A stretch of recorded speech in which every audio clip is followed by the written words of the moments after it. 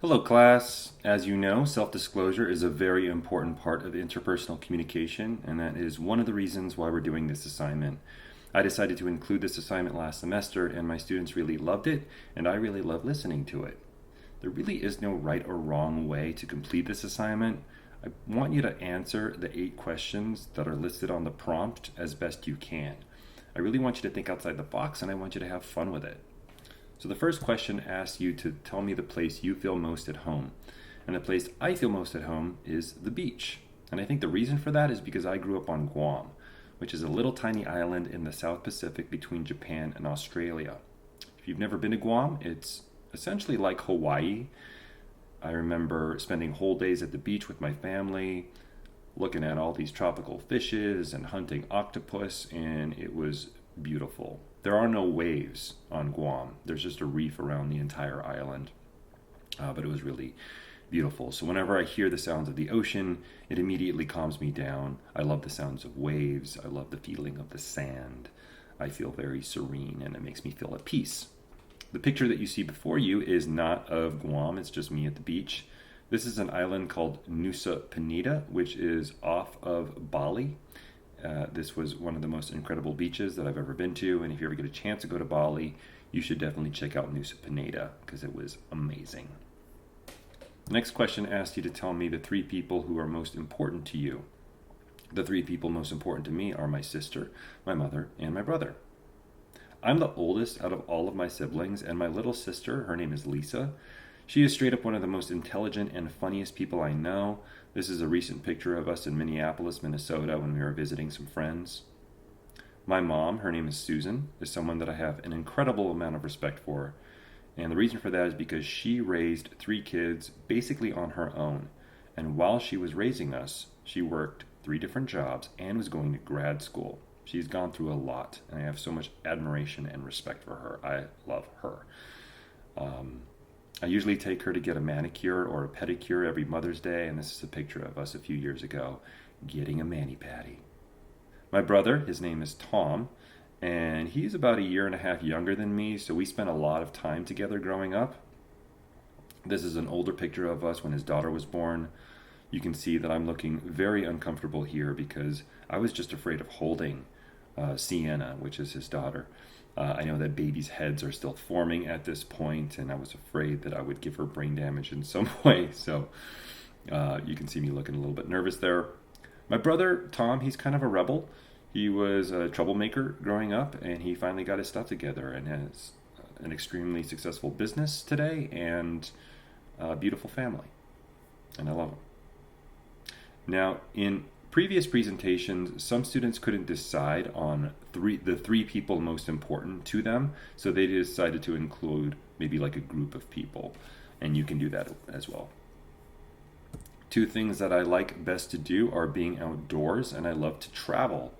Ever since lockdown hit, I've been spending a lot of time outdoors. I love being outdoors. I love hiking, biking, climbing.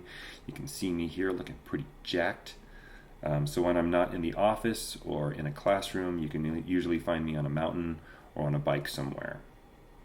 Another thing that I love to do is travel. I've traveled extensively all over the United States. Every year I like to take a trip outside the country and really immerse myself in that culture. I usually spend a few weeks in whatever country it is that I'm in. Last year I went to New Zealand. Before that I was in Bali. I've also traveled to Europe extensively. And this last picture up here is a picture of me in Zion. And if you haven't been to Zion, you gotta go because it was very cool. I have plans to go to Costa Rica and Europe and Spain in the future once things open up more. The part of my personality that I'm most proudest of is my work ethic.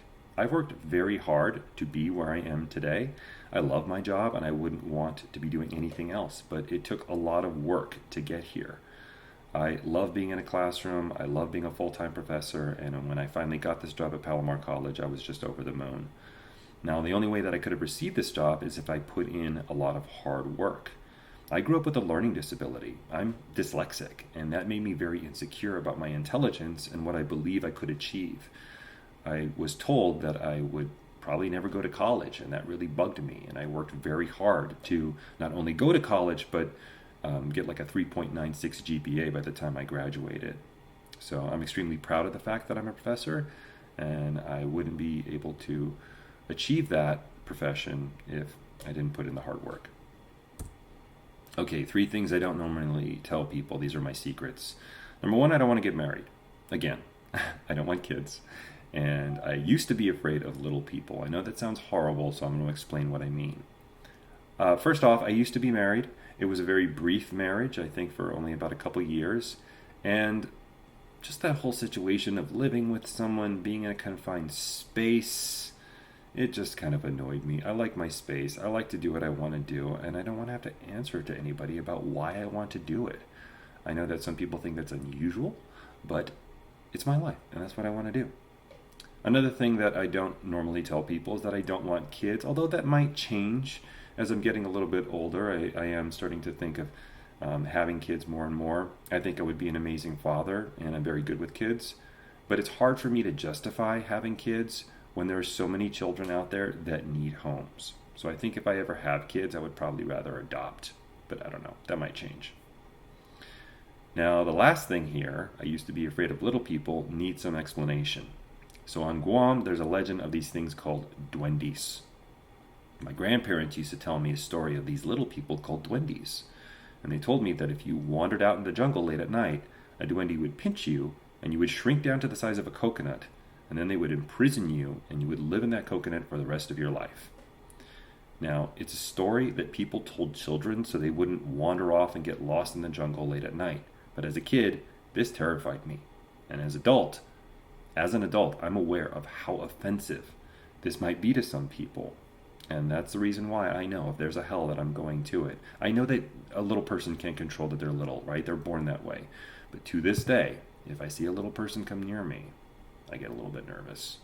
It's not my fault. You can blame it on my grandparents, okay? It was how I was raised. Don't judge me.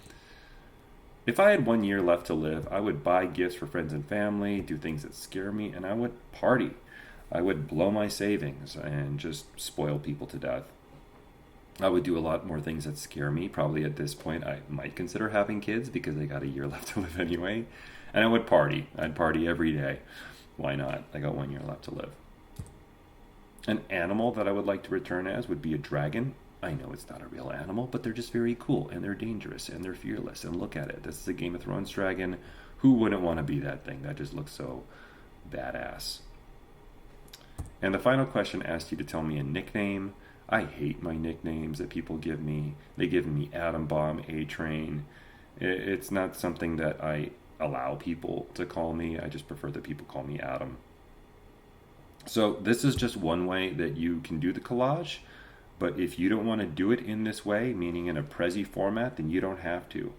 Most students in the first semester that I decided to do this assignment did a Prezi because it was easier. And I think it will be easier to do because this class is being taught online. But if you want to do a regular old collage with some poster board and some pictures and record yourself talking about it in that way, you can do that. I just think a Prezi or a PowerPoint might be easier to do for an online course. But again, I want you to think outside the box. Also, if there's a question here that you don't want to answer, you don't have to. Just come up with an alternative question or an alternative prompt. For example, I had one student who was a Jehovah's Witness and didn't want to answer one of the questions because it went against her beliefs. And so she asked if she could disclose something else about her personality, and that was fine. Again, the whole purpose of this is just for the class to get to know you a little bit better. So try not to stress out about it too much. There's no length requirements for this speech. Try to have fun with it. And again, reach out if you have any questions. Thank you.